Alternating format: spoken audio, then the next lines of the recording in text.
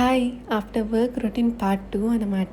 బేసిక్గా dinner prepare చేస్తున్నాను. ఆ రోజు నాకు అస్సలు ఓపిక లేకుండా ఏం చేద్దామన్నా సింపుల్గా అండ్ హెల్దీగా అయిపోవాలి అని చెప్పి గుడాలు పోద్దాము అని ఫిక్స్ అయ్యాను.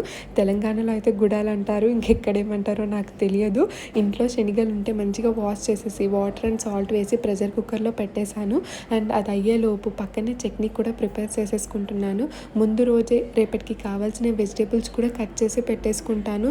బికాజ్ మార్నింగ్ 8 వరకు ఇద్దరం డ్యూటీస్కి వెళ్ళిపోవాలి. ఇవన్నీ చేసుకోవాలి అంటే కుదరదు. కాబట్టి అఫ్కోర్స్ నాని హెల్ప్ చేస్తాడు, బట్ వంటలో ఏం చేయడు బికాజ్ తనకి వంట రాదు. కాబట్టి మార్నింగే మినపప్పు కూడా నానబెట్టేసి వెళ్ళాను. ఇడ్లీ పిండిలో కలిపేద్దాము అని చెప్పి అది కూడా మిక్సీ చేసి ఇడ్లీ పిండిలో కలిపేసి పెట్టేశాను. అంతలోపు గుడాలు కూడా ఉడికేసాయి.